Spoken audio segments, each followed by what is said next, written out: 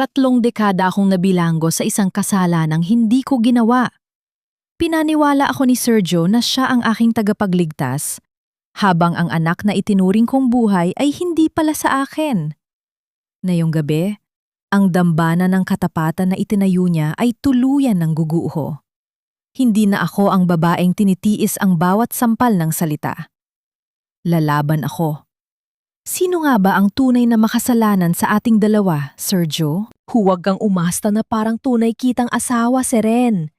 Tandaan mo, nananatili ka lang sa bahay na ito dahil sa awa ko at para may mag-alaga sa anak ko. You are just a shadow of a woman I once thought I loved. Ang boses ni Sergio ay kasing lamig ng hanging pumapasok sa bukas na bintana ng kanilang silid sa Iloilo. Wala itong emosyon. Parang isang hatol ng kamatayan na binibigkas ng isang hukom na pagod na sa paulit-ulit na kaso. Sa sandaling yon, hawak ni Seren ang mainit na plantsa. Maingat niyang inaayos ang mga tupi ng puting barong Tagalog na isuot ni Sergio para sa gaganaping parangal sa paaralan kinabukasan. Ang usok mula sa mainit na tela ay dumaan sa kanyang mukha, ngunit mas nakapapaso ang mga salitang binitawan ng kanyang asawa. Nanigas ang kanyang mga daliri sa hawakan ng plansa. Ramdam niya ang init na nagmumula sa bakal, isang babala na maaari siyang mapaso kung hindi siya gagalaw. Ngunit ang kanyang buong katawan ay tila naging yelo. Ito ang kanyang buhay sa loob ng 3 dekada. Isang mahabang serya ng pagbabayad puri para sa isang pagkakamaling pilit na isinusumbat sa kanya gabi-gabi. Ang bawat paglilingkod niya, ang bawat pagluluto ng paboritong batsoy ni Sergio, at ang bawat pag-aalaga sa kanilang anak na si Severino ay tila kulang pa rin para hugasan ang dungis na ibinintang sa kanya. Opo, Sergio, pasensya ka na. Mahinang tugon ni Seren. Hindi siya tumingin sa asawa. Ipinagpatuloy niya ang pagplansa kahit na lumalabo na ang kanyang paningin dahil sa namumuong luha.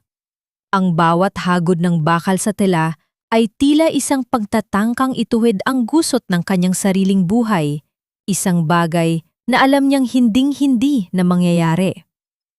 Nang marinig niya ang mabibigat na yabag ni Sergio palabas ng silid, doon lamang siya nakahinga ng malalim. Inilapag niya ang plansa at maingat na isinabit ang barong. Sa kanyang pagmamadaling itago ang kanyang emosyon, aksidenteng nasagi ng kanyang siko ang isang maliit na kahon sa ibabaw ng aparador ni Sergio. Nahulog ito, at mula sa loob ay kumalat ang ilang mga lumang papel at isang itim na envelope na matagal nang nakatago sa ilalim ng mga dokumento ng pamilya. Yumuko si Seren para pulutin ang mga ito. Ang kanyang mga kamay ay nanginghinig pa rin. Ngunit nang mabasa niya ang unang pahina ng isang lumang medical report mula sa isang ospital sa Maynila, tila tumigil ang pag-ikot ng mundo. Ang petsa ay 30 taon na ang nakalilipas. Doon, sa kupas na papel, ay nakasulat ang isang katotohanang itinago sa kanya ng mahabang panahon.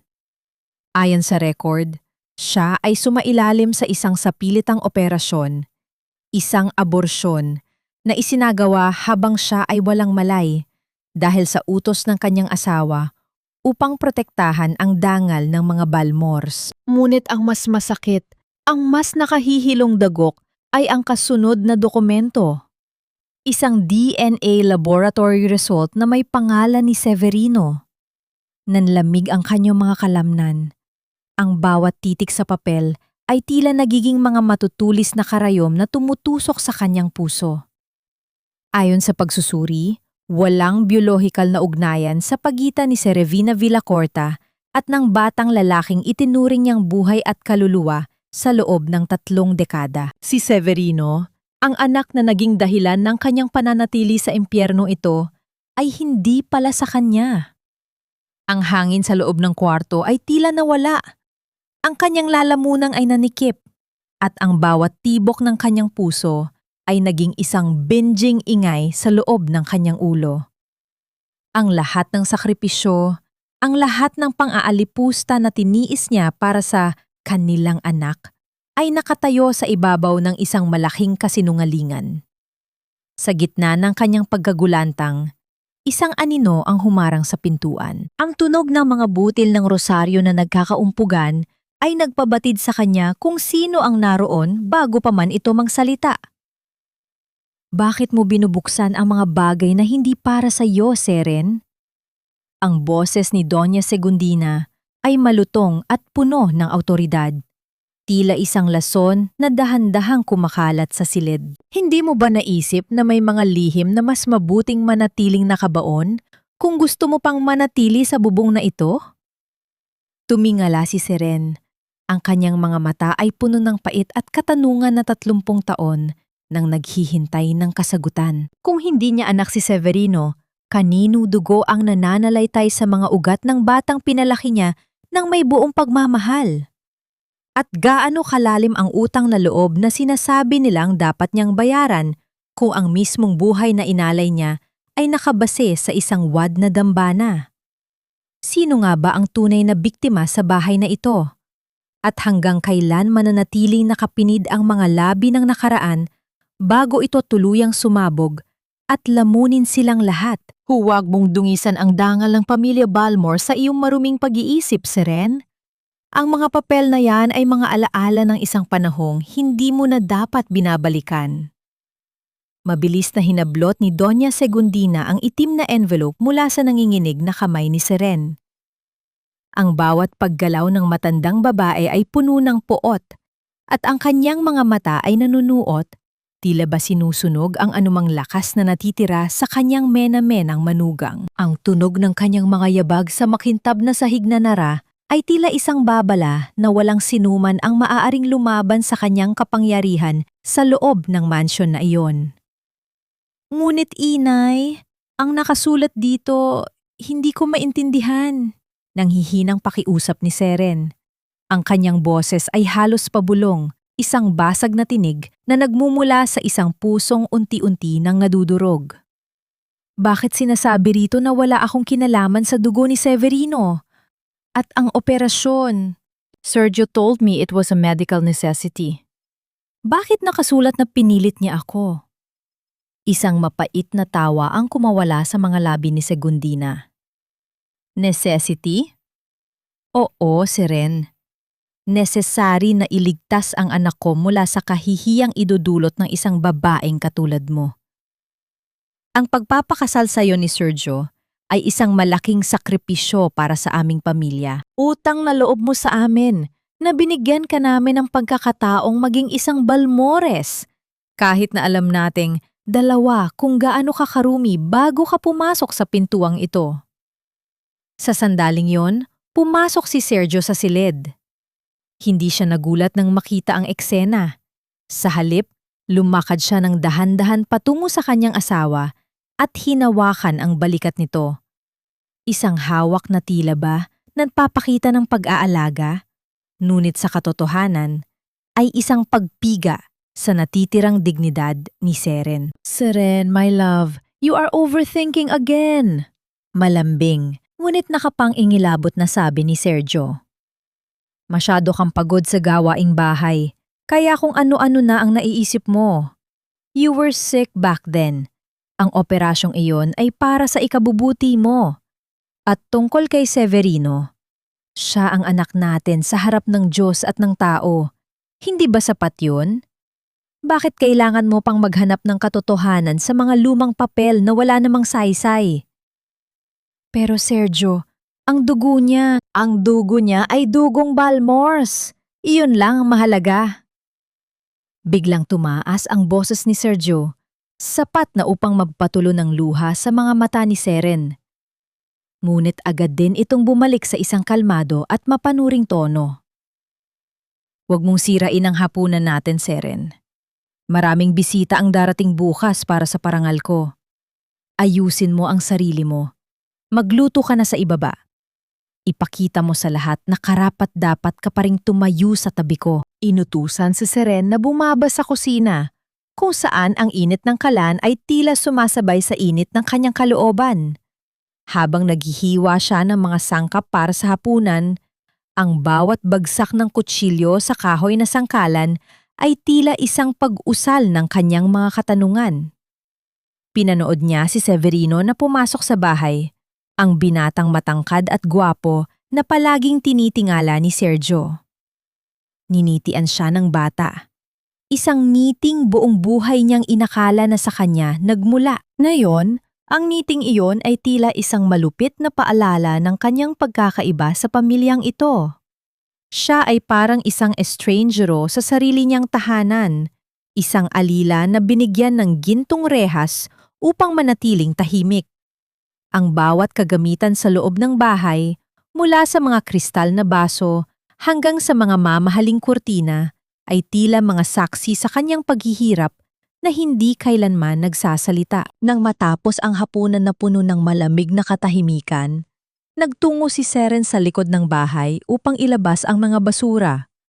Doon, sa ilalim ng malamlam na ilaw ng poste, isang anino ang lumapit sa kanya. Ito ay si Aling Rosa, ang kanilang kapitbahay na matagal na ring nakamasid sa pamilya Balmores. Seren, bulong ni Aling Rosa, ang boses ay puno ng pag-aalala. May nag-iwan nito sa pintuan ko para sa'yo. Sabi niya, mahalagang mabasa mo ito bago mahuli ang lahat. Iniabot ni Aling Rosa ang isang lukot na sobre.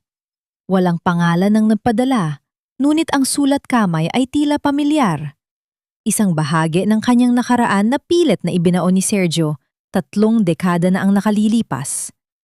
Pagbalik ni Seren sa kanyang maliit na sulok sa kusina, binuksan niya ang sobre ng may panghinginig. Isang maikling sulat ang nasa loob, naglalaman lamang ng ilang mga salita na tila nagpaliyab muli sa kanyang pagdududa. Hindi lahat ng namamatay ay naililibing, Seren. Magkita tayo sa lumang pantalan sa Sabado. May mga bagay na hindi kayang burahin ng kahit anong barong Tagalog. Salvador. Napahawak si Seren sa kanyang dibdib. Ang pangalang Salvador ay isang sugat na matagal nang hindi gumagaling. Kung buhay si Salvador, nangangahulugan ba itong ang lahat ng sinabi ni Sergio tungkol sa nangyari sa kanila noon ay isa ring malaking kasinungalingan? Sa itaas ng hagdan, narinig niya ang malakas na tawa ni Sergio habang nakikipag-usap sa telepono tungkol sa kanyang parangal. Sa silid naman ni Segundina, ang tunog ng mga butil ng rosaryo ay patuloy sa pag-ikot, isang dasal na tila hindi naman nakararating sa langit dahil sa kapal ng dumi ng kanilang mga lihim. Tumayo si Seren sa dilim ng kusina. Ang sulat ay mahigpit na nakayukom sa kanyang palad. Ang takot na nararamdaman niya noon ay unti-unting napapalitan ng isang bagay na mas matalim. Isang determinasyong malaman kung sino talaga siya at kung sino ang sanggol na kinuha sa kanya nang walang paalam. Saan ka pupunta, Seren? Ang isang mabuting asawa ay hindi gumagala ng man-isa sa oras ng dapit hapon, lalo na't malapit na ang selebrasyon ng iyong asawa. Ang boses ni Doña Segundina ay parang isang latigo na humahampas sa likuran ni Seren, habang dahan-dahan itong naglalakad patungo sa pintuan. Hawak ni Seren ang isang basket, ang kanyang dahilan para makalabas. Ang pagbili ng mga sariwang sangkap para sa espesyal na hapunan ni Sergio. Ngunit sa ilalim ng mga gulay at tela sa loob ng basket, nakatago ang lihim na sulat ni Salvador. Bibisita lang po ako sa palengke, Inay. Gusto ko lang siguraduhin na sariwa ang mga pagkaing ihahanda ko bukas. Mahinahong sagot ni Seren, bagaman ang kanyang puso ay tila isang tambol na mabilis ang pagtibok. Hindi siya lumingon dahil alam niyang ang anumang pagpapakita ng takot sa kanyang mga mata ay agad na susuriin ng matanda. Na makalabas siya ng mansyon, ang hangin ng Iloilo na may halong alat ng dagat ay tila nagbigay sa kanya ng panandaliang kalayaan. Nagtungo siya sa lumang pantalan, isang lugar na puno ng mga amoy ng nabubulok na kahoy at kalawang. Ngunit para kay Seren, ito ang lugar kung saan ang kanyang mga pangarap ay huling naging buhay 30 taon na ang nakalilipas. Doon, sa dulo ng mahabang tulay na kahoy, nakatayo ang isang lalaki. Ang kanyang buhok ay maputi na at ang kanyang balat ay bakas ng maraming taon ng pagtatrabaho sa ilalim ng araw, Ngunit ang kanyang mga mata ay nananatiling pamilyar. Si Salvador. Seren, sambit ng lalaki. Ang boses nito ay may kalaliman, puno ng mga emosyong hindi naisatinig sa loob ng mahabang panahon. Salvador, bakit na yan lang? Bakit bumalik ka pa? Halos hindi makapagsalita si Seren dahil sa bigat ng kanyang nararamdaman. Ang bawat hakbang niya patungo sa lalaki ay tila paglalakad pabalik sa isang buhay na ipinagkait sa kanya. Hindi ako umalis dahil gusto ko, Seren. I was framed. Sergio and his mother, they made sure na mawawala ako sa landas nyo. Paliwanag ni Salvador, ang kanyang mga kamay ay nanginginig sa galit. Pinaniwala nila ako na ikaw mismo ang may gustong paalisin ako. At ikaw, pinaniwala ka nila na iniwan kita sa ere. Matapos mong malaman na nagdadalang tao ka, nalaglag ang basket na hawak ni Seren. Ang mga kamatis at sibuyas ay gumulong sa sahig na kahoy. Ngunit wala siyang pakialam. Anong sinasabi mo? Sergio told me you ran away to Manila with another woman. Sabi niya, he was just saving me from the shame of being an unwed mother. Sinungaling siya, Seren. All those years, I tried to reach you. But their influence in this town is like a poison. Patuloy ni Salvador. And that child, our child, I know what they did. Hindi lang abortion ang nangyari sa ospital na yon. There was a secret deal, Seren. Isang sanggol ang kinuha nila para palitan ang nawala sa atin. Napahawak si Seren sa poste ng pantalan para hindi matumba. Ang katotohanan ay parang isang malakas na alon na tumama sa kanyang dibdib. Nag-iiwan sa kanya na hirap huminga. Ang bawat alaala niya kay Sergio, ang kanyang kabaitan, ang kanyang pagliligtas, ay tila mga piraso ng basag na salamin na ngayon ay sumusugat sa kanyang pagkatao. Bakit mo ito sinasabi sa akin na yun? Tanong ni Seren. Ang mga luha ay malayang dumadaloy sa kanyang pisingi. Dahil kailangan mong malaman na si Severino ay hindi aksidente. He was part of a plan to keep you bound to them forever. You need to get out of that house, Seren, bago ka nila tuluyang ubusin. Sa hindi kalayuan, sa likod ng isang tumpok ng mga lumang kargamento, isang anino ang tahimik na nakamasid. Si Selenia, ang imat pait na kapatid ni Sergio, ay may hawak na cellphone. Ang liwanag ng screen ay tumama sa kanyang mukha na may suot na mapanuyang ngiti. Ang bawat salitang binitawan ni Seren at Salvador ay narinig niya. At ang bawat haplos ng hangin sa buhok ni Seren habang kausap ang dating kasintahan ay nakuhaan niya ng litrato. Para kay Selenia, ito ang sandaling matagal na niyang hinihintay. Ang pagkakataong tuluyang sirain ang babaeng palaging itinuturing na banal ng kanyang kapatid sa harap ng ibang tao. Finally, bulong ni Selenia sa kanyang sarili, ang perpektong asawa ni Kuya Sergio na huling nakikipagtipan sa isang basurero ng nakaraan. Mabilis na tumalikod si Selenia at naglakad palayo. Ang tunog ng kanyang mga sapatos sa semento ay tila isang orasan na nagbibilang ng nalalabing oras ng kaligayahan ni Seren. Samantala, sa pantalan, nananatiling nakatayo si Seren sa harap ni Salvador. Walang kamalay-malay na ang kanyang huling pag-asa para sa katotohanan ay gagamitin na sandata para sa kanyang tuluyang pagbagsak. Kailangan ko nang umalis, sabi ni Seren habang mabilis na pinupulot ang mga nagkalat na gulay. Hahanapin ako ni Sergio. Mag-ingat ka, Seren, babala ni Salvador. Ang mga Balmores ay parang ahas. Hindi sila tutuklaw hanggat hindi nila alam na wala ka ng takas. Tumakbo si Seren palayo sa pantalan. Ang kanyang mga yabag ay mabigat at puno ng takot. Ngunit sa kanyang isipan, isang tanong ang patuloy na umaalingaw-ngaw. Kung hindi si Severino ang kanyang anak, nasaan ang tunay na katarungan para sa sanggol na kinuha sa kanya 30 taon na ang nakalilipas? Pagdating niya sa pintuan ng mansyon, sinalubong siya ng isang nakabibinging katahimikan. Ngunit sa gitna ng sala, nakaupo si Sergio, hawak ang isang baso ng alak, habang si Selenia ay nakatayo sa kanyang likuran, may dalang isang masamang balita na nakaukit sa kanyang mga labi. Seren! Si Severino! May nangyaring masama! Ang sigaw ni Sergio ay pumunit sa katahimikan ng gabi sa loob ng mansyon. Kararating lang ni Seren mula sa kanyang pakikipagtagpo kay Salvador at kasalukuyan niyang nililinis ang kanyang mga sapatos na pulo ng putik mula sa pantalan. Halos mabitawan niya ang basahan nang makita ang asawa na humahangos pababa ng hagdan. Ang mukha ay maputla at ang mga kamay ay nanginginig habang hawak ang kanyang cellphone. Ano ang nangyari, Sergio? Ang anak ko?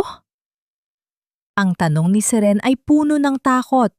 Ang bawat himaymay ng kanyang kalamnan ay tila biglang nabalot ng kuryente. Naaksidente ang sasakyan ni Severino sa daan patungong paliparan. Dinala siya sa ospital. Marami raw dugong nawala sa kanya. Walang lingon likod na tumakbo si Sergio patungo sa garahe at sumunod si Seren nang hindi na nagawang magsuot ng tsinelas. Sa loob ng sasakyan patungo sa ospital, ang bawat segundong lumilipas ay tila isang oras para kay Seren. Ang kanyang mga labi ay walang tigil sa pagbulong ng mga dasal. Isang panata sa Diyos na kunin na ang lahat sa kanya. Huwag lang ang buhay ni Severino. Sa kabila ng nalaman niya mula kay Salvador, ang pagmamahal niya sa bata ay hindi nabawasan. Dahil sa loob ng 30 taon, si Severino ang naging kaisa-isang dahilan kung bakit siya nanatiling buhay. Pagdating sa ospital, ang amoy ng gamot at ang malamig na liwanag ng mga puting bumbilya ay lalong nagpadagdag sa kaba ni Seren. Nakita nila si Severino sa loob ng emergency room, puno ng mga benda at may mga aparatong nakakabit sa katawan. Ang kanyang mukha na dati ay puno ng buhay, ay ngayon ay kasing puti ng mga kumot sa paligid niya. Kailangan niya ng agarang pagsasali ng dugo. Ang sabi ng isang batang doktor na lumabas mula sa silid. Ang pasyente ay may bihirang uri ng dugo at wala kaming sapat na supply sa blood bank ngayon. Mayroon ba sa inyo ang may kaparehong uri? Kuhanin niyo na ang sa akin. Mabilis na inilahad ni Seren ang kanyang braso. Ang kanyang mga mata ay puno ng determinasyon. Kahit lahat na ng dugo ko, ibibigay ko, basta maligtas lang ang anak ko. Mother's instinct, Doc. Alam kong magtutugma kami. Tumingin ang doktor kay Sergio, na noon ay nakatayo lamang sa isang sulok. Ang kanyang mga mata ay umiiwas sa tingin ni Seren. Kukuha muna kami ng sample sa inyo, ma'am, para sa cross-matching. Dinala si Seren sa isang maliit na silid. Ang bawat patak ng kanyang dugo na kinuha ng nurse ay tila isang alay ng kanyang buong pagkatao. Sa labas, naroon din si Doña Segundina at si Selenia na kararating lamang. Ang matanda ay walang tigil sa paghagod ng kanyang rosaryo. Ngunit ang kanyang mga mata ay nakapako sa bawat galaw ng mga doktor.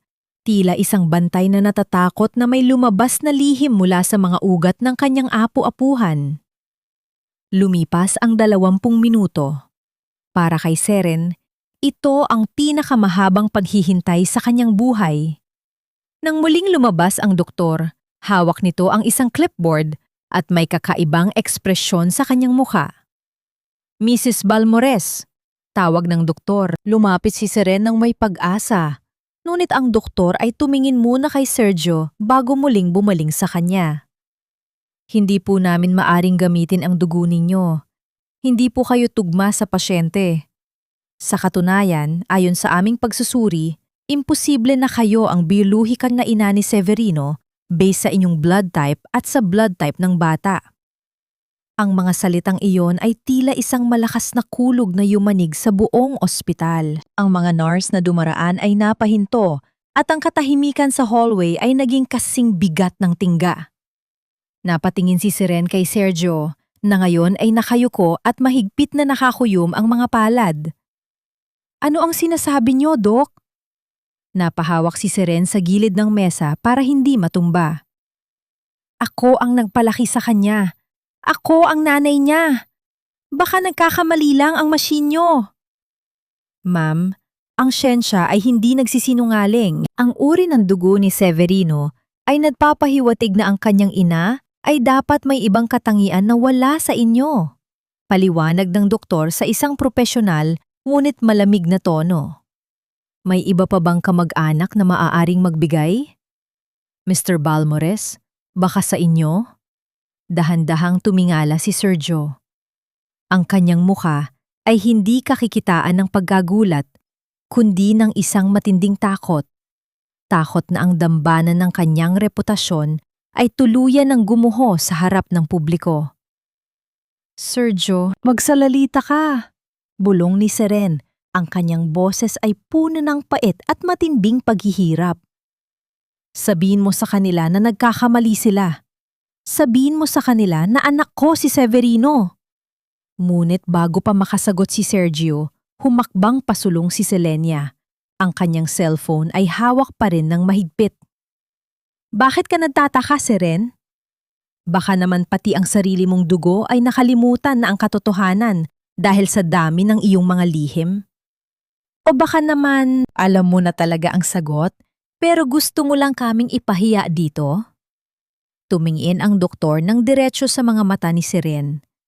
Ang kanyang katanungan ay tila isang huling hantungan ng lahat ng kanyang mga pangarap. Mrs. Balmores, kailangan namin ng katotohanan para maligtas ang pasyente. Sigurado ba kayo ang tunay na ina ng batang ito? O may iba pa kaming dapat tawagan para sa kanyang buhay? Sa sandaling iyon, ang lahat ng mata ay nakatuon kay Seren. Ang sakit ng katotohanan ay mas matindi pa kaysa sa anumang sugat na maaaring idulot ng isang aksidente. Sa loob ng puting silid na iyon, ang lihim na itinago ng pamilya Balmores sa loob ng 3 dekada ay hindi na lamang bulong. Ito ay isa ng sumisigaw na katotohanang hindi na kayang itago ng kahit anong barong Tagalog. Tumigil ka na sa pag-iyak na yan, Seren. Nakakahiya ka. Pinagtitinginan na tayo ng mga nurse at doktor dito sa hallway. Wala kang karapatang mag-iskandalo rito. Dahil sa simula't simula pa lang, alam natin dalawa ang totoo. Ang boses ni Doña Segundina ay parang isang matalim na bubog na dahan-dahang ibinaon sa pandinig ni Seren. Sa kabila ng puting ilaw ng ospital, ang matandang babae ay nanatiling mukhang kagalang-galang sa kanyang mamahaling bestido at maayos na buhok. Ngunit ang bawat salitang lumalabas sa kanyang bibig ay puno ng lason. Sa mga sandaling iyon, nakaupo si Seren sa isang matigas na silya sa tabi ng kama ni Severino.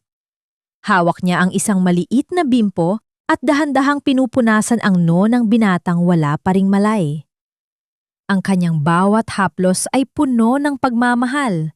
Ang pagmamahal ng isang inang nagpuyat sa bawat lagnat ng bata. Ang inang naggabay sa unang hakbang nito at ang inang naniwalang ang dugong nananalaytay sa mga ugat ni Severino ay nagmula sa kanya. Ang miron ng kanilang sitwasyon ay nakakasulaso. Sa labas ng pintuan, itinatatwa siya ng kanyang biyenan, habang sa loob ng silid, siya lamang ang tanging nilalang na handang ibigay ang buhay para sa batang hindi niya kaano-ano sa dugo.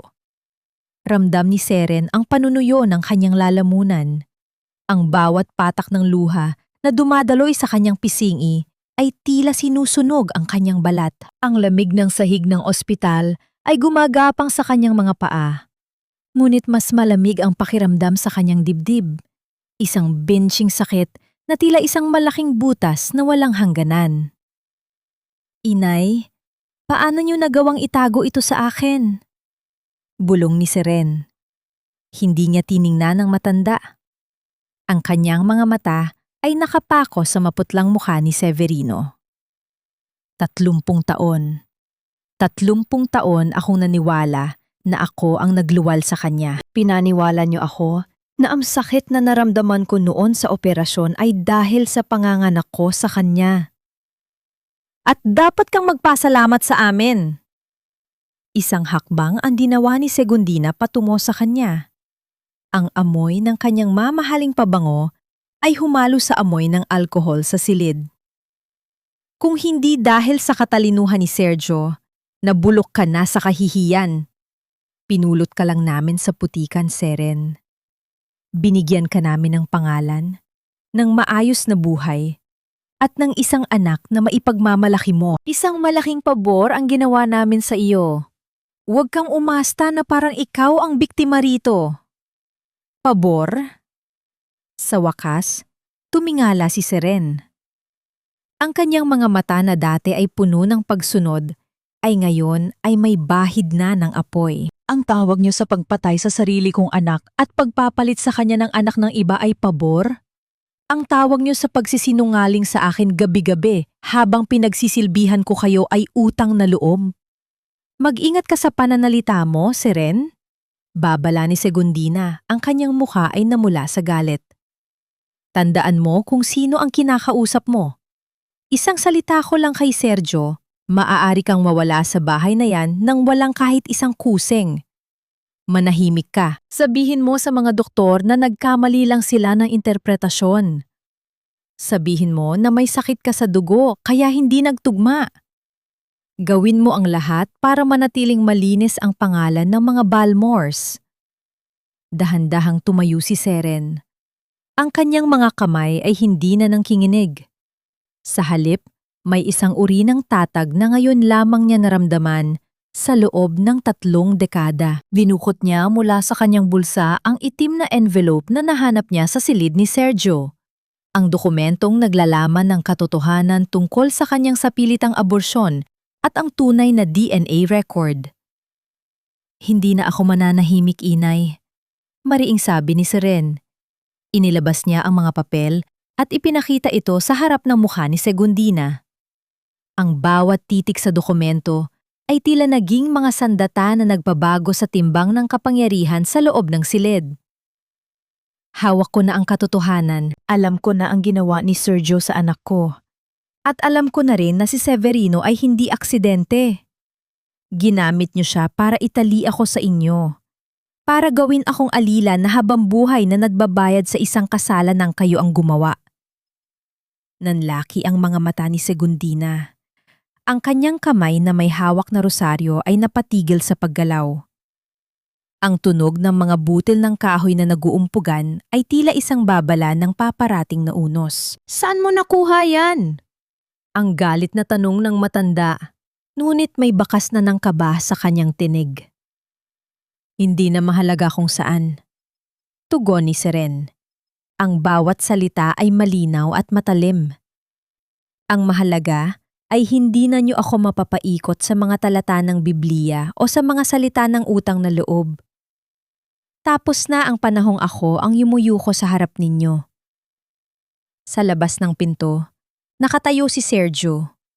Nakikinig sa bawat salitang binitawan ng kanyang asawa. Ang kanyang mukha ay balot ng bilim, habang ang kanyang reputasyon bilang isang kagalang-galang na buro ay tila isang kastilyong buhangin na unti-unting tinatangay ng alon. Tumingin muli si Seren kay Severino, na sa mga sandaling yon ay nagpakita ng kaunting paggalaw ng mga daliri. Isang tanong ang nanatiling nakasabit sa hangin, isang katanungang alam ni Seren na magiging mitsa ng susunod na pagsabog. Kapag nalaman ni Severino na ang babaeng itinuring niyang ina ay biktima ng kanyang sariling ama, sino ang pipiliin niyang panig sa gitna ng bigmaang ito? At ano ang gagawin ni Sergio kapag nalaman niyang ang itim na envelope na kanyang itinago ay siya palang magiging hatol sa kanyang sariling pagbagsak? Inumin mo ito, Seren. Para sa kalusugan mo ito at ng magiging anak natin. Huwag ka ng maraming tanong. Ang tinig ni Sergio, na noon ay mas bata pa, ngunit kasing lamig na ng bakal, ay umalingaw-ngaw sa isipan ni Seren habang nakatitig siya sa kisame ng silid sa ospital. Tila, bumalik ang kanyang gunita, 30 taon na ang nakalilipas. Isang gabi ng malakas na ulan sa Iloilo, kung saan ang bawat patak ng tubig sa bubong ay tila sumasabay sa kaba ng kanyang dibdib. Naalala niya ang baso ng tubig na iniabot ni Sergio at ang puting tableta na sinabi nitong bitamina lamang. Naalala niya ang pag-ikot ng paligid, ang unti-unting pagbigat ng kanyang mga talukap, at ang malamig na pakiramdam ng isang kama sa loob ng isang pribadong klinika na amoy gamot at kamatayan. Nang magising siya kinabukasan, wala na ang pintig sa loob ng kanyang sinapupunan. Ang tanging naiwan ay isang malalim na sugat sa kanyang katawan at ang boses ni Doña Segundina na bumubulong sa kanya. Mahina ang kapit ng bata, Seren. Kasalanan mo dahil hindi ka nag-iingat. Magpasalamat ka at hindi ka iniwan ni Sergio. Isang tahimik na hitbi ang kumawala sa mga labi ni Seren sa kasalukuyan. Ang bawat detalye ng gabing iyon ay muling nagdurugo sa kanyang alaala. Pinanood niya ang natutulog na si Severino. Ang irony ng sitwasyon ay tila isang kutsilyong dahan-dahang pumuputol sa kanyang hininga. Nawalan siya ng sariling anak dahil sa kataksilan ni Sergio upang mapilitan lamang maging ina sa anak ng ibang babae na bunga rin ng kataksilan ng kanyang asawa. Dahan-dahang tumayo si Seren at lumabas ng silid. Kailangan niyang makalanghap ng hangin na hindi amoy ospital, hangin na hindi puno ng mga kasinungalingan ng mga Balmores. Sa dulo ng madilim na hallway, kinuha niya ang kanyang lumang cellphone at tinawagan ang kaisa-isang tao na makapagsasabi sa kanya ng buong katotohanan. Salvador? Bulong ni Seren nang sagutin ang tawag. Ang kanyang boses ay nang-inginig sa pag-itan ng takot at determinasyon. Kailangan kong malaman, nasaan ang anak natin? Kung totoo ang sinasabi mo na hindi ako nakuna ng kusa, nasaan ang bangkay ng sanggol ko? O baka naman, baka buhay pa siya? Seren, makinig ka sa akin ng mabuti. Ang boses ni Salvador sa kabilang linya ay puno ng pait. Hindi namatay ang bata sa loob mo. Ang operasyong iyon ay hindi abortion para itapon ang bata, kundi para kunin siya ng maaga at ibigay sa iba. Sergio traded our child, Seren. Ginamit niya ang anak natin para pagtakpan ng isang utang na hindi niya mabayaran sa isang makapangyarihang tao noon. At kapalit niyon, kinuha niya si Severino mula sa babaeng namatay sa panganganak para maging perpektong pamilya kayo. Napahilig ang ulo ni Seren sa malamig na pader. Ang bawat salita ni Salvador ay tila mga huling pako sa krus na kanyang pinapasan. Ang lahat ng sakripisyo niya para kay Severino, ang lahat ng pagtitiis sa pang-aalipusta ni na Segundina, ay nakabase sa isang krimen na higit pa sa imahinasyon ng isang normal na tao. Hahanapin ko siya, Salvador. Hahanapin ko ang anak ko. Panataan ni Seren, ang kanyang mga mata ay nag-aapoy sa gitna ng mga luha. Hindi ako titigil hanggat hindi ko nararamdaman ang tunay na dugong nagmula sa akin.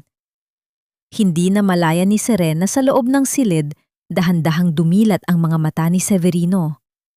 Ang bata ay nagising dahil sa uhaw, ngunit ang narinig niya mula sa bahagyang nakabukas na pinto ay higit pa sa tubig na kanyang kailangan. Ang pangalang Salvador at ang mga salitang anak natin ay tumatak sa kanyang isipan na parang isang mainit na bakal.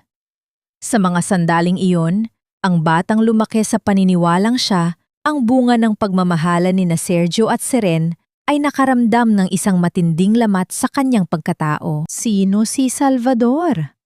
At bakit sinasabi ng ina na itinuring niyang anghel na may iba siyang hinahanap na anak? Nang pumasok muli si Seren sa silid, mabilis na ipinikit ni Severino ang kanyang mga mata at nagkunwaring tulog. Ngunit ang kanyang puso ay mabilis ang pagtibok. Sa dilim ng silid, habang ang tunog ng heart monitor ay tila isang orasan na nagbibilang ng nalalabing katahimikan, isang bagong bagyo ang nabubuo.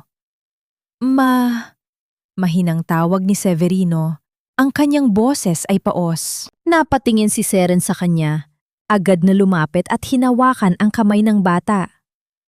Nandito ako, anak. Bakit? May masakit ba? Tumingin ng diretso si Severino sa mga mata ni Seren. Mga matang puno ng pagmamahal, ngunit puno rin ng mga lihim na hindi na kayang itago. Ma, sino si Salvador? At bakit mo sinasabing hindi ako ang tanging anak mo?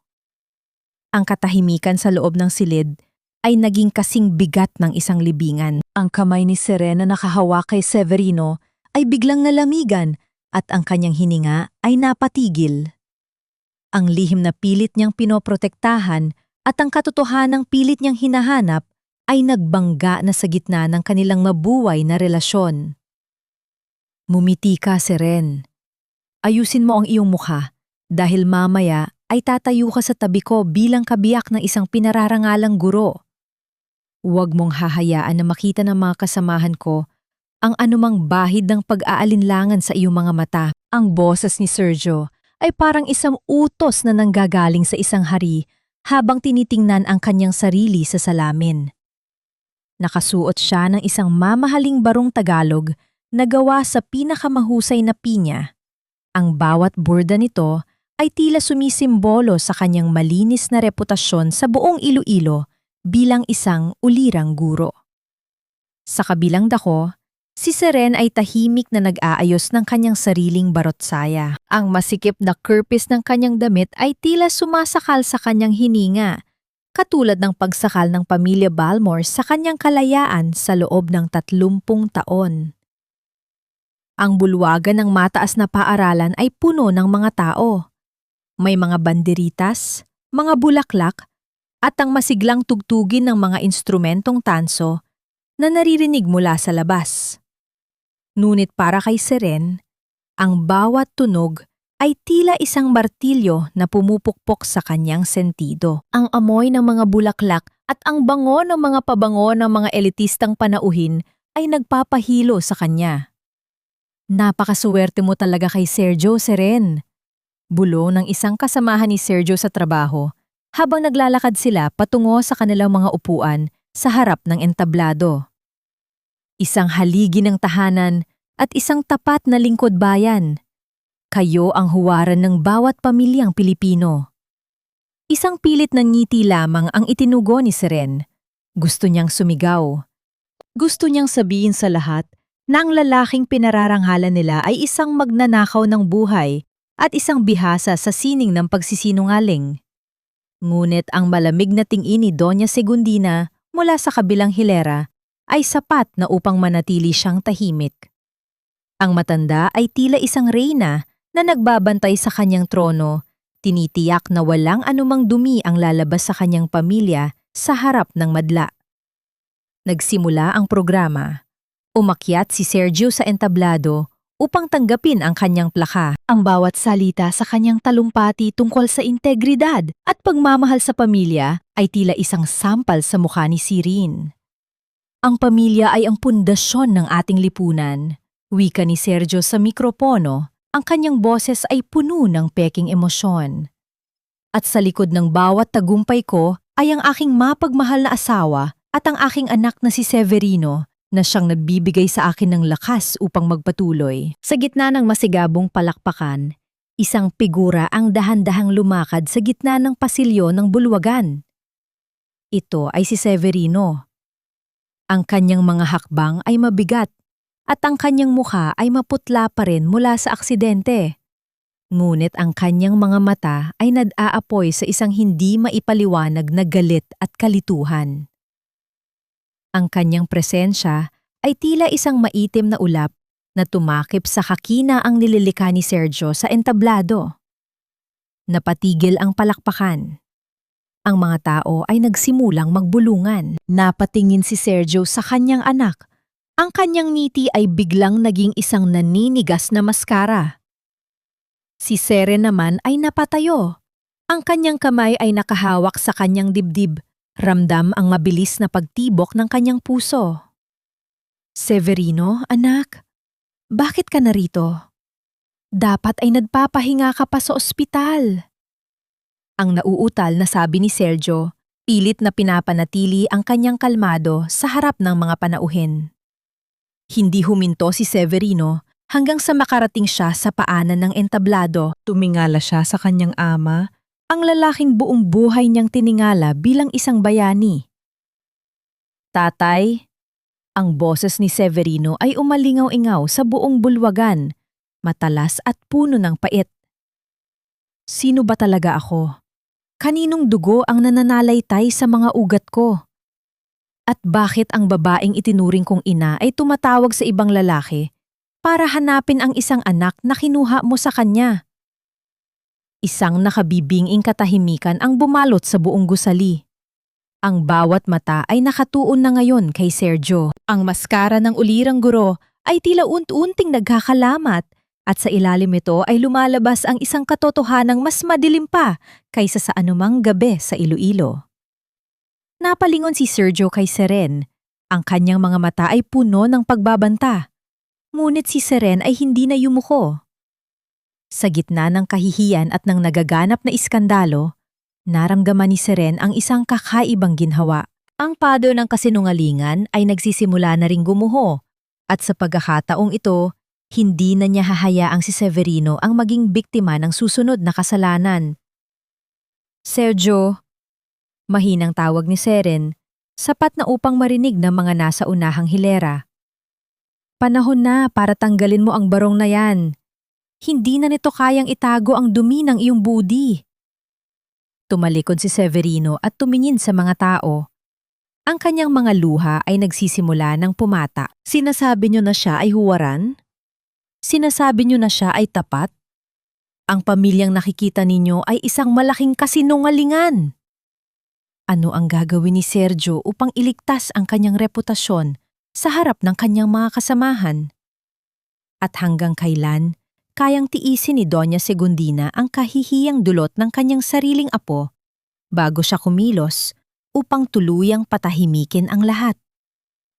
Hindi sapat ang 1,000 parangal para hugasan ang dugo sa iyong mga kamay, Sergio. Kahit gaano mo kintabin ang iyong mga tropeo, mananatili itong malabo dahil sa kapal ng iyong mga kasinungalingan. Ang mga salitang ito ay tila mga uling na nagbabaga sa loob ng dibdib ni Seren habang nakatayo siya sa gitna ng kanilang sala, pagbalik nila mula sa mapait na kaganapan sa paaralan. Ang mansyon ng mga Balmores, na dati ay simbolo ng karangyaan, ay tila naging isang malaking libingan ng mga katotohanan. Ang bango ng mga bulaklak na inuwi ni Sergio mula sa parangal ay humalo sa amoy ng alak na kanina pa niya nilalaklak. Bago ang gabing ito, lihim na nakipagkita si Seren kay Salvador sa likod ng lumang simbahan ng Jaro. Doon, iniabot sa kanya ni Salvador ang isang gintong kwintas na may pendant na locket. Isang bagay na hindi kailanman nakita ni Seren sa loob ng 30 taon. Ito ang pag-aari ni Elena. Bulong ni Salvador, ang boses ay puno ng pait. Si Elena ang babaeng minahan ni Sergio bago kanya pinakasalan. Namatay siya sa panganganak sa isang liblib na klinika na pag-aari ng mga Balmores. Kinuha ni Doña Segundina ang bata, si Severino, at pinalabas na ikaw ang nagsilang sa kanya matapos nilang puwersahin ang iyong operasyon. Ginamit nila ang sanggol ni Elena para manatili kang nakagapos sa kanila, para magmukhang perpekto ang pamilyang ito sa harap ng lipunan. Ang bawat salita ni Salvador ay tila isang hampas ng martilyo sa sentido ni Seren. Ngayong gabi, hawak niya ang kwintas sa loob ng kanyang bulsa habang nakatitig sa kanyang asawa. Sergio? Tawag ni Seren. Ang kanyang boses ay kalmado, ngunit may talim na hindi matatawaran. Sino si Elena? Napatigil si Sergio sa pag-inom. Ang baso ng kristal ay dahan-dahang ibinaba sa mesa at ang tunog nito sa ibabaw ng marmol ay tila isang babala ng paparating na unos. Ang kanyang mga mata na dati ay puno ng pagmamataas ay ngayon ay balot ng isang madilim na galit. Saan mo narinig ang pangalang yan? Ang boses ni Sergio ay parang isang gurgo ng asong handang mangagat. Narinig ko sa katotohanan, Sergio. Tugon ni Seren. Inilabas niya ang gintong kwintas at hinayaan itong lundo sa kanyang palad. Ito ba ang dahilan kung bakit pinalaglag mo ang sarili nating anak? Para palitan siya ng anak ng babaeng binuntis mo bago tayo ikasal? Para magkaroon ka ng tagapagmana ng iyong pangalan habang ako ay ginagawa mong alila sa sarili kong tahanan? Tumahimik ka, Seren. Sigaw ni Sergio. Ang kanyang muka ay namula at ang mga ugat sa kanyang leeg ay lumabas. Bakit, Sergio? Natatakot ka ba na malaman ni Severino na ang kanyang dakilang ama ay isang magnanakaw ng buhay? Patuloy ni Seren, hindi na siya natatakot sa anumang banta. Na ang kanyang tunay na ina ay pinabayaan niyo lang mamatay sa isang sulok habang ninanakaw niyo ang kanyang sanggol? You stole a life to build a lie, Sergio. At ang batang pinalaki ko ng may buong pagmamahal ay bunga pala ng iyong kataksilan? Sa isang iglap, nawala ang lahat ng pagtitimpi ni Sergio. Ang imahe ng isang ulirang guro ay tuluyan ng naglaho. Humakbang siya ng mabilis patungo kay Seren. Ramdam ni Seren ang hangin ng kanyang mabilis na paggalaw. Isang malakas na sampal ang dumapo sa pisingi ni Seren, dahilan upang mapalingon ang kanyang ulo at tumama ang kanyang labi sa gilid ng kanyang mga ngipin. Ang lasa ng dugo ay agad na kumalat sa kanyang bibig, ngunit mas matindi ang sakit na nararamdaman niya sa kanyang puso. Ang sampal na iyon ay hindi lamang pisikal na saktan. Iyon ang huling pagtatangka ni Sergio na busalan ang kanyang bibig. Napatumba si Seren sa sahig. Ang kanyang buhok ay nagulo at ang kwintas ni Elena ay tumalsik sa ilalim ng sofa. Ngunit sa halip na umiyak, tumawa ng mahina si Seren habang nakahawak sa kanyang namamagang pisngi. Tumingala siya kay Sergio. Ang kanyang mga mata ay puno ng awa para sa lalaki na sa harap niya. Iyan lang ba ang kaya mo, Sergio? Bulong ni Seren. Ang boses ay puno ng pangungutya. Ang manakit ng babae para itago ang iyong bahag na buntot? Kahit patayin mo pa ako rito, hindi mo na mabubura ang katotohanang nakasulat na sa isipan ni Severino. Hindi nila namalayan na sa itaas ng hagdan nakatayo si Severino, nakasaksi sa lahat. Ang gintong tropeo na hawak ng bata, isang medalya mula sa paaralan, ay dahan-dahang nalaglag mula sa kanyang kamay, lumilikha ng isang binjing tunog habang gumugulong ito pababa ng mga baitang. Ang lahat ng pangarap ni Severino tungkol sa kanyang ama ay tuluyan ng gumuho kasabay ng bawat baitang na dinaanan ng medalyang iyon. At sa dilim ng mansyon, ang tunog ng pag-iyak ng isang binatang na wala ng pagkatao ay nagsimulang duminig sa buong bahay. Sino po ba talaga ako, Tay? Isang tropeo na naman ba nagawa sa kasinungalingan? O baka naman isa lang akong basura mula sa nakaraan mo na pinulot nyo para maging palamuti sa bahay na ito? Ang tinig ni Severino ay hindi sumisigaw, ngunit ang bawat salita ay may bigat na mas matindi pa sa anumang hiyaw. Nakatayo siya sa paanan ng hagdan. Ang kanyang mga kamay ay nakakuyom habang nakatingin sa kanyang amang si Sergio na noon ay nakatayo pa rin sa harap ni Seren. Ang kamay ay bakas pa ang ginawang pananakit. Ang gintong medalya na kanina lang ay simbolo ng karangalan ay nakahandusay na ngayon sa sahig, isang pirasong metal na wala ng halaga.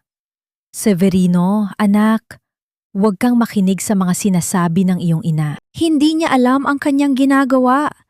Ang nauutal na depensa ni Sergio, pilit na ibinabalik ang maskara ng isang mapagmahal na magulang. Lahat ng ginawa ko, lahat ng sakripisyo namin ni lola mo, ay para sa iyong kinabukasan, para magkaroon ka ng pangalang igagalang ng lahat. Isang mapait na tawa ang kumawala sa mga labi ni Severino, isang tunog na puno ng pait na hindi nararapat sa isang binatang katulad niya. Pangalan?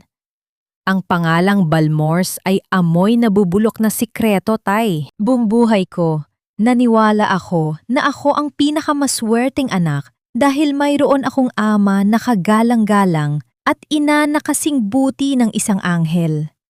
Pero ang totoo, ang anghel na ito ay ginawa ninyong bilanggo at ang tatay na tinitingala ko ay isang magnanakaw. Lumapit si Seren kay Severino. Binaliwala ang hapdi ng kanyang namamagang pisngi. Nais niyang hawakan ang kamay ng anak. Nais niyang sabihin na kahit anong mangyari, Siya pa rin ang kanyang ina sa puso at diwa. Ngunit nang makita niya ang lalim ng sugat sa mga mata ng bata, naramdaman niya ang isang matinding lamat sa kanyang sariling pagkatao. Severino, anak ko, patawarin mo ako. Bulong ni Seren. Ang kanyang boses ay basag sa pagitan ng mga hikbi. Patawarin mo ako kung hindi kita nagawang protektahan mula sa katotohanan ito. Pero maniwala ka, sa bawat segundong pinalaki kita, hinding-hindi naging kasinungalingan ang pagmamahal ko sa iyo. Alam ko ma, ramdam ko iyon. Tugon ni Severino at sa isang pagkakataon, lumambot ang kanyang tingin sa kanyang ina. Kaya nga mas masakit dahil ginamit ka rin nila. Ginamit nila ang pagmamahal mo para busalan ang lahat. At ako ang naging dahilan kung bakit ka nanatili sa impyernong ito. Mabilis na tumalikod si Severino at tumakbo pa itaas.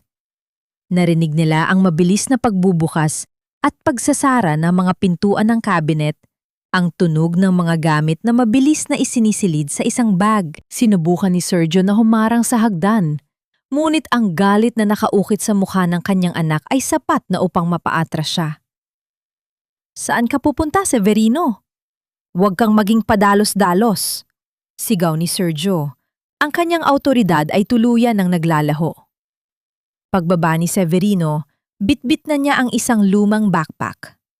Wala siyang kinuha kundi ang kanyang mga damit at ang ilang mga gamit na hindi binili ng pera ni Sergio. Iniwan niya ang kanyang mga medalya, ang kanyang mga mamahaling sapatos at ang lahat ng barong Tagalog na binili para sa kanya upang magmukhang maliit na Sergio.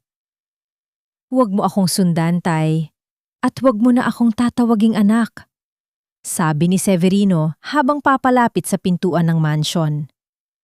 Mula ngayon, wala na akong ama at mas pipiliin ko pang maging isang taong walang pangalan kaysa maging bahagi ng pamilyang ito. Binuksan ni Severino ang malaking pinto ng mansyon. Sa labas, ang ulan sa Iloilo ay nagsisimula ng bumuhos, isang malakas na ulan na tila nakikiisa sa pighating nararamdaman sa loob ng bahay. Ang bawat patak ng tubig sa semento ay lumilika ng isang benching ingay sa pandinig ni Seren. Severino! Anak!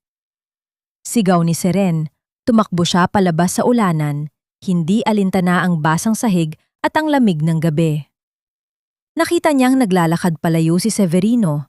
Ang kanyang anino ay dahan-dahang kinakain ng dilim at ng makapal na kortina ng ulan. Napaluhod si Seren sa gitna ng daan.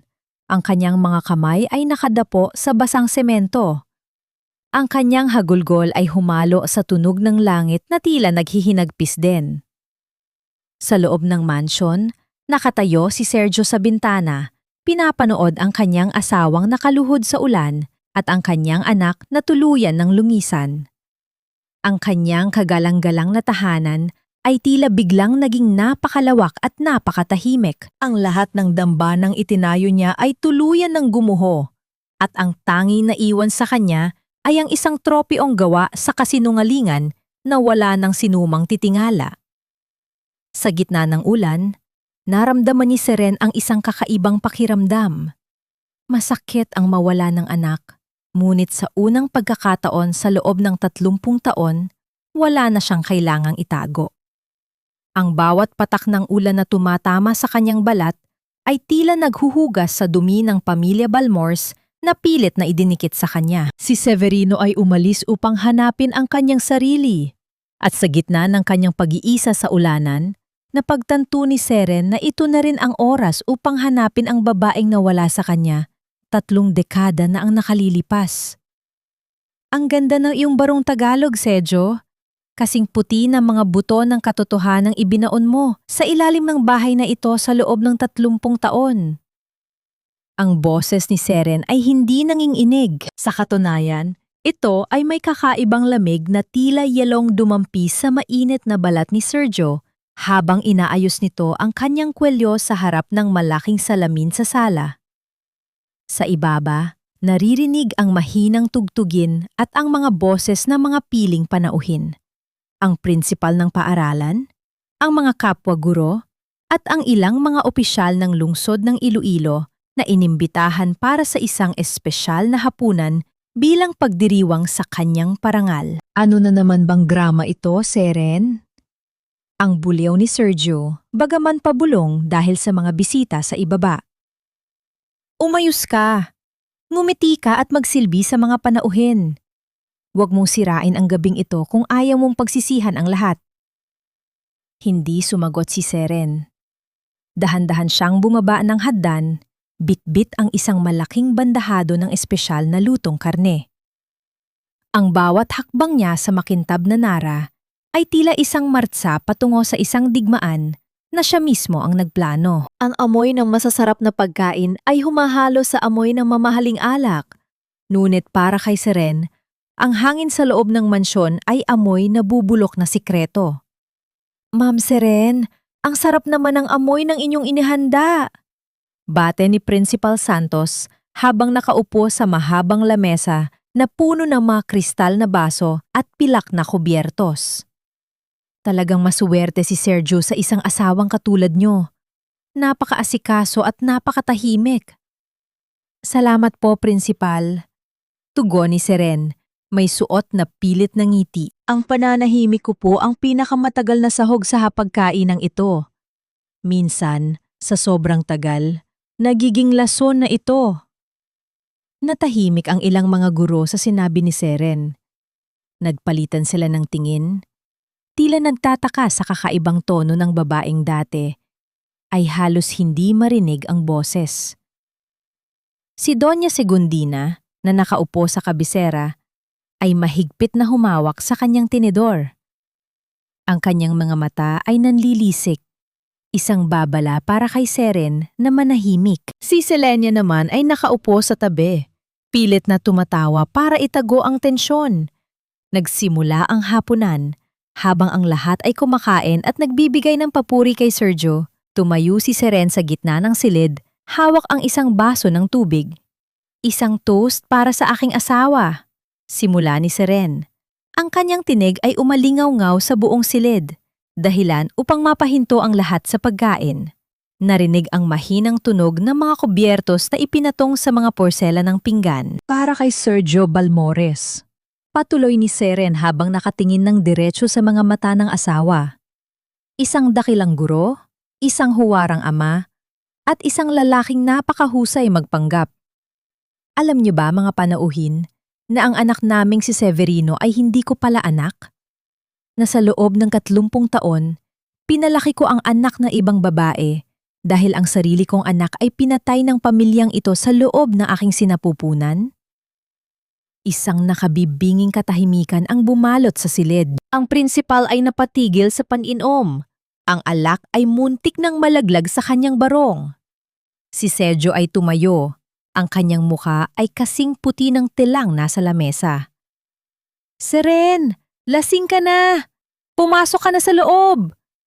Sigaw ni Sergio. Ang kanyang boses ay nanginginig sa pagitan ng galit at kahihiyan. Hindi ako lasing, Sergio. Ngayon lang ako naging gising. Ani Seren. Inilabas niya ang itim na envelope mula sa kanyang bulsa at ibinalibag ito sa gitna ng lamesa sa tapat ng pinggan ni Principal Santos. Nagkalat ang mga papel na naglalaman ng DNA result at ang lumang medical records ng sapilitang operasyon. Basahin ninyo. Hamon ni Seren sa mga panauhin. Basahin ninyo kung paano naging ulirang guro ang lalaking nasa harap ninyo. Basahin ninyo kung paano niya ninakaw ang buhay ng isang sanggol para lamang magkaroon ng palamuti sa kanyang bahay. At ikaw, inay, pagbaling niya kay Segundina. Ang iyong mga dasal ay hindi kailanman nakarating sa langit dahil ang iyong mga kamay ay puno ng dugo ni Elena, ang tunay na ina ni Severino. Nagkagulo ang mga bisita. Ang bulungan ay naging malakas na pag-uusap. Ang kahihiyan ni Sergio ay naging isang tila nagniningas na apoy sa gitna ng silid. Sinubukan ni Sergio na hablutin ang mga papel, ngunit mabilis na kinuha ito ni Principal Santos. Ang kanyang mukha ay puno ng pandidiri habang binabasa ang mga dokumento. Sergio, totoo ba ito? Tanong ng prinsipal. Ang boses ay puno ng pagkadismaya. Hindi! Peke ang mga yan! Pinaplano ito ng aking asawa para sirain ako! Depensa ni Sergio. Ngunit ang kanyang pawis na gumagapang sa kanyang no ay nagsasabi ng ibang kwento. Tumawa ng mapait si Seren. Lumapit siya kay Sergio at hinubad ang kwintas ni Elena mula sa kanyang leeg. Ang kwintas na nakuha niya kay Salvador. Inilagay niya ito sa ibabaw ng mga papel.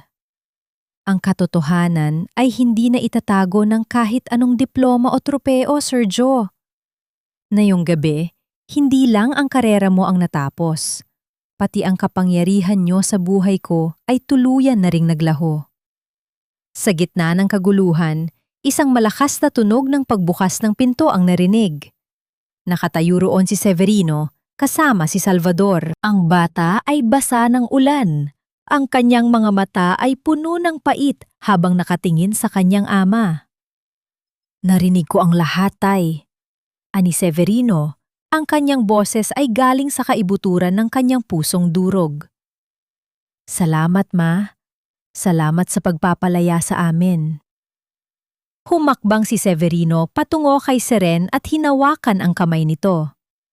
Sabay silang tumalikod sa hapagkain ng puno ng mga lason at kasinungalingan. Iniwan nila si Sergio na nakatayo sa gitna ng mga bisitang noon ay nagsisimula ng lumisan ng may pandidiri habang si Doña Segundina ay napasandal sa kanyang upuan. Hawak ang kanyang dibdib na tila ba ang kanyang sariling kasamaan ay nagsimula na siyang sakalin. Saan tayo pupunta, Ma? Tanong ni Severino nang makalabas sila ng pinto. Tumingin si Seren sa madilim na kalsada ng Iloilo kung saan ang ulan ay unti-unti nang tumitila. Kahit saan, anak. Kahit saan na malayo sa bahay na ito, doon tayo magsisimula kung saan ang bawat hinga natin ay atin na talaga. Ngunit sa likod nila, sa loob ng mansyon, isang sigaw ng pagmumura mula kay Sergio ang umalingaw-ngaw.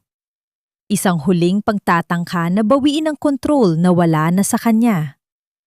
Ano ang gagawin ni Sergio ngayong wala na siyang karera, pamilya, at dangal na maipagmamalaki? At sapat na ba ang paglisa ni Seren para tuluyang gumaling ang kanyang mga sugat? Wala ka nang mukhang maihaharap sa bayang ito, Sergio. Ang akala naming kagalang-galang na guro ay isa palang magganahaw ng buhay at master ng panlilinlang. Ang mga salitang ito mula kay Principal Santos ay tila isang hatol na umuukit sa pagkatao ni Sergio habang nakatayo siya sa loob ng opisina ng paaralan kinabukasan. Ang silid na dati ay puno ng mga parangal at pagkilala para sa kanya, ay ngayon ay amoy alikabok at kahihiyan. Sa labas ng pinto, naririnig ang bulungan ng mga kapwa-guro at magulang na dati ay yumuyukod sa kanya, ngunit ngayon ay may pandidiri sa kanilang mga mata. Hindi niyo naiintindihan, Principal. Ginawa ko lang ang lahat para sa aking pamilya. Ang pilit na depensa ni Sergio. Ang kanyang boses ay paos at ang kanyang mga mata ay malalim ang itim dahil sa puyat. Ang kanyang barong Tagalog ay gusot na. Tila ba sumasalamin sa kanyang kalagayan? Pamilya? Ang pamilyang winasak mo para sa iyong sariling ego? Mariing sagot ng prinsipal. Ibinibigay ko na ang iyong preventive suspension habang isinasagawa ang investigasyon ng board. At huwag ka nang umasang makakabalik ka pa sa posisyong ito. Lumabas si Sergio ng paaralan. Ang bawat hakbang niya sa semento ay tila mabigat na bakal. Ang sikat ng araw sa Iloilo ay tila masyadong maliwanag para sa isang lalaking sanay na magtago sa dilim ng kanyang mga lihim. Nang makarating siya sa mansion, ang katahimikan doon ay nakabibingi. Wala nang amoy ng masarap na lutuin ni Seren. Wala nang tunog ng pag-aaral ni Severino. Sa sala, nakaupo si Doña Segundina. Ang matanda ay tila lumiit sa loob ng kanyang malaking upuan. Ang kanyang mga kamay na dati ay matatag sa paghawak ng rosaryo, ay ngayon ay nanginginig na parang tuyong dahon. Ang balita tungkol sa iskandalo ay mabilis na kumalat sa kanilang komunidad at ang mga kaibigan nito sa simbahan ay isa-isang tumalikod sa kanya. "Inay!" Tawag ni Sergio. Ang kanyang boses ay puno ng kawalan ng pag-asa. "Umalis ka sa harap ko, Sergio!" Bulong ng matanda. Hindi man lang ito tumingin sa kanya. "Dahil sa kahangalan mo, naging katawa-tawa ang pangalan nating lahat. Ang dangal na iningatan ko ng ilang dekada ay itinapon mo sa putikan dahil sa babaeng yon. Kasalanan ko ba, inay? O kasalanan nating dalawa?" Ganting sagot ni Sergio, ang kanyang galit ay nagsisimula ng bumaling sa tanging taong kasabwat niya sa lahat. Samantala, sa isang maliit at payak na bahay sa labas ng lungsod, nakaupo si Seren sa tabi ng bintana. Ang hangin doon ay sariwa, malayo sa lason ng mansyon ng mga Balmores. Sa tabi niya, si Severino ay tahimik na nag-aayos ng kanilang kakaunting gamit. Kasama nila si Salvador, na siyang nagbigay sa kanila ng pansamantalang matutuluyan. "Ma, okay ka lang ba?" Tanong ni Severino. Lumapit siya at hinawakan ang balikat ni Seren. Tumingin si Seren sa kanyang anak. Ang anak na hindi man niya kadugo ay naging bahagi na ng bawat hininga niya. "Ngayon nang ako naging okay, anak. Pakiramdam ko, sa unang pagkakataon, hindi na ako kailangang humingi ng tawad sa bawat paghinga ko. Hindi ka na babalik sa kanya, ma, di ba?" Tanong muli ni Severino, may bahid ng takot sa kanyang boses. Humarap si Seren sa kanya at hinawakan ang kanyang mga pisingi. "Kahit kailan, Severino. Tapos na ang panahong ako ay anino lang sa buhay ni Sergio. Magsisimula tayo, anak.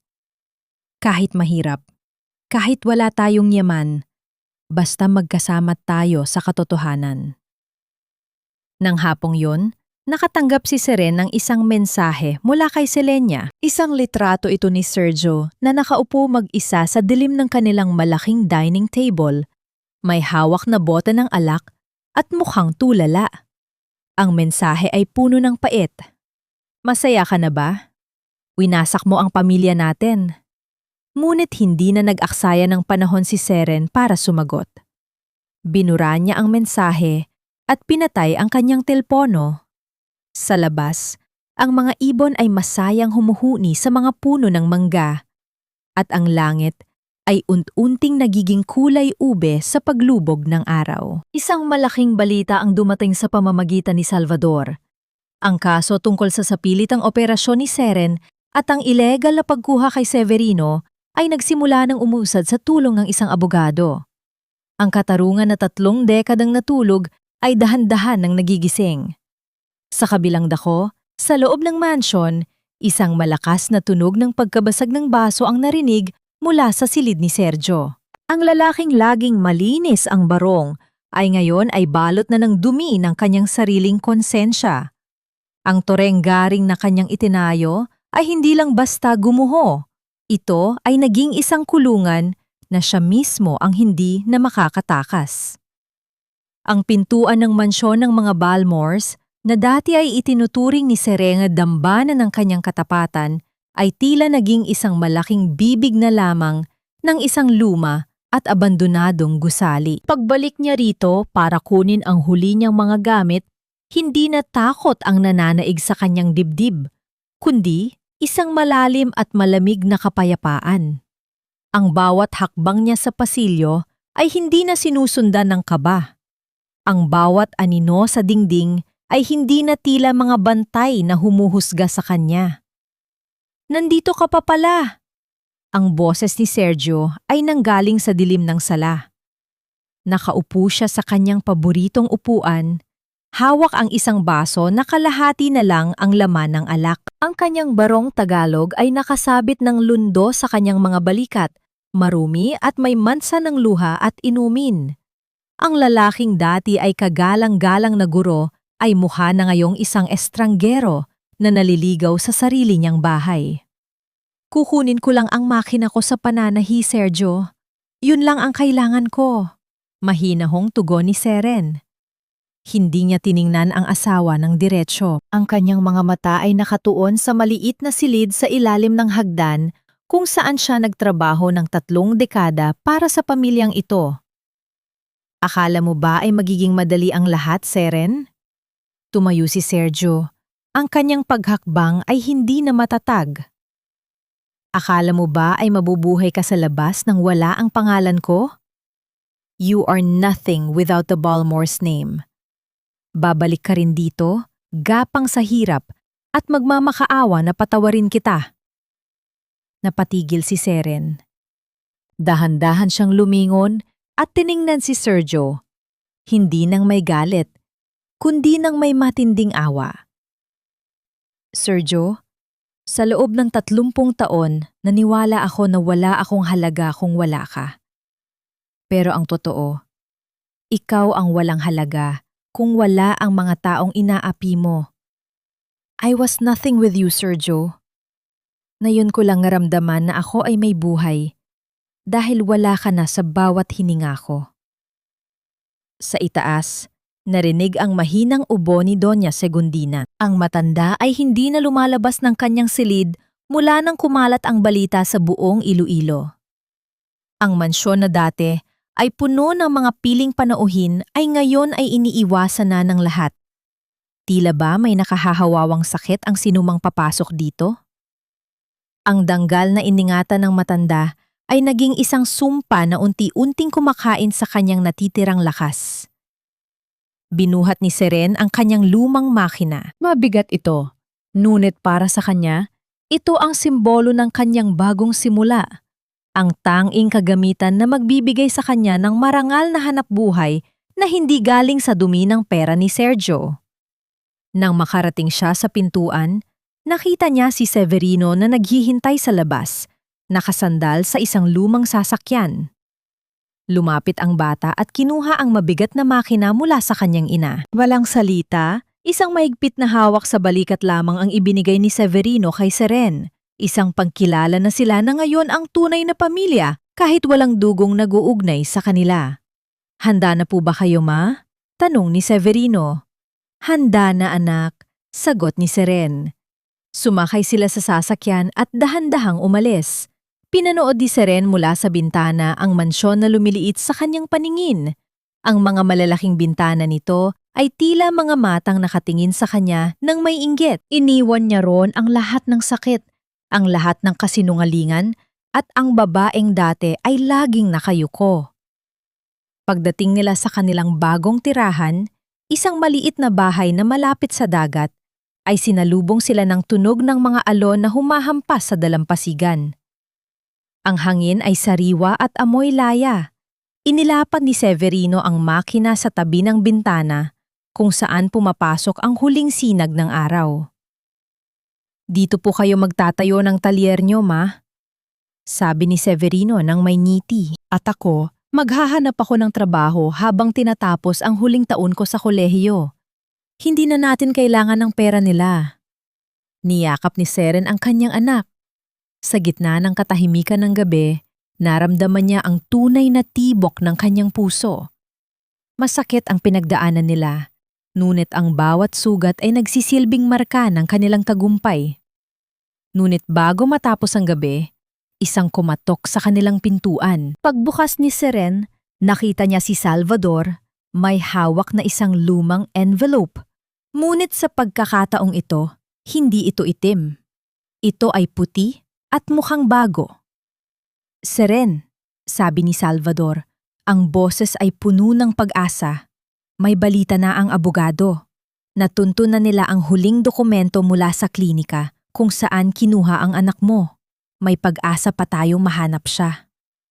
Nanlaki ang mga mata ni Seren. Ang kanyang hininga ay napatigil sa pagitan ng takot at matinding pananabik. Pagkatapos ng 30 taon ng kadiliman, isang maliit na liwanag ang muling sumisilip sa kabilang panig ng abot tanaw. Totoo ba yan, Salvador? Bulong ni Seren. Totoo, Seren. Magsisimula na ang tunay na paghahanap. Tumingin si Seren sa langit na puno ng bituin. Ang kanyang paglalakbay ay hindi pa natatapos. Ngunit sa pagkakataong ito, hindi na siya nag-iisa. Hawak niya ang kamay ng anak na pinalaki niya at ang pag-asa ng anak na pilit na kinuha sa kanya. 1 taon ang mabilis na lumipas sa luntiang baybayin ng Iloilo. Ang amoy ng alat ng dagat at ang sariwang hangin ay tila naging gamot sa bawat hininga ni Seren. Sa isang maliit na puting bahay na may malawak na bintana, makikita ang isang karatula na gawa sa kahoy. Serevina's Alterations and Gowns. Sa loob, ang tunog ng pag-ikot ng gulong ng kanyang lumang makina ay tila isang banayad na musika sa pandinig ni Seren. Ang bawat paghila niya sa sinulid at ang bawat pagtahi sa tela ay hindi na simbolo ng pagkaalipin, kundi ng kanyang muling pagkabuo. Ang kanyang mga kamay na dati ay nanginginig sa takot ay ngayon ay matatag at puno ng sining. "Ma, may naghahanap po sa inyo sa labas." Tawag ni Severino. Pumasok ang binatang bitbit ang ilang mga aklat mula sa unibersidad. Si Severino ay nasa huling taon na ng kanyang pag-aaral. Nagtatrabaho bilang assistant sa isang law firm sa umaga at nag-aaral sa gabi. Ang kanyang mukha ay wala na ang pait. Napalitan ito ng isang uri ng tatag na tanging ang katotohanan lamang ang makapagbibigay. Kahit na alam na niya ang lahat, nanatili siyang Severino Villacorta sa kanyang puso. Ang pagmamahal niya kay Seren ay hindi nabawasan ng kahit isang patak ng dugo. Lumabas si Seren at nakita si Salvador. Sa tabi nito ay isang dalagang may pamilyar na mga mata. Mga matang tila nakita na ni Seren sa salamin noong siya ay bata pa. Sa tulong ng abogado at ng mga dokumentong nahanap ni Salvador, natunto nila ang batang babaeng kinuha sa kanya 30 taon na ang nakalilipas. Ang pangalan niya ay Maria, pinalaki ng isang pamilyang mangingisda sa kabilang isla na hindi alam na ang kanilang ampon ay bunga ng isang madilim na transaksyon. Walang malakas na sigawan. Walang madulang pagyakap na parang sa pelikula.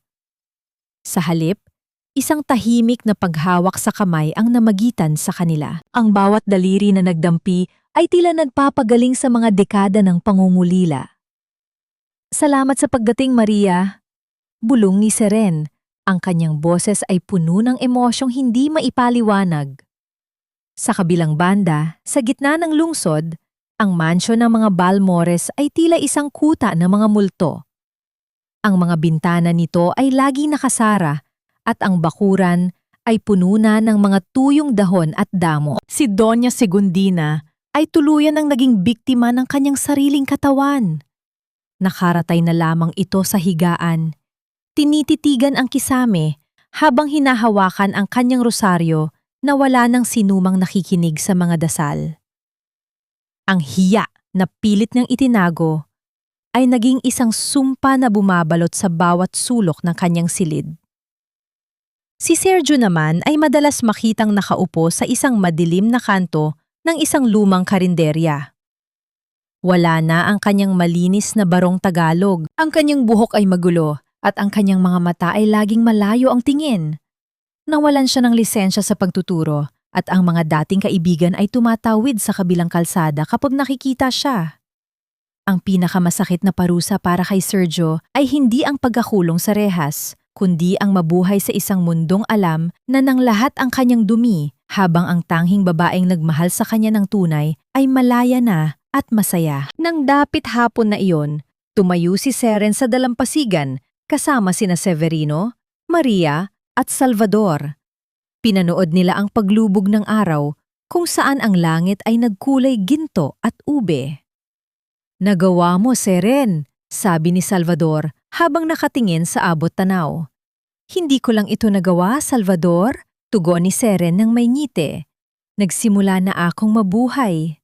Sa bawat hampas ng alon sa kanyang mga paa, naramdaman ni Seren ang huling paglisa ng galit sa kanyang puso. Ang pagpapatawad ay hindi para kay Sergio, kundi para sa kanyang sarili, upang hindi na siya muling maging bilanggo ng nakaraan. Ang pamilyang mayroon siya ngayon ay hindi binuo ng dugo, kundi ng katotohanan, sakripisyo at wagas na pagmamahal.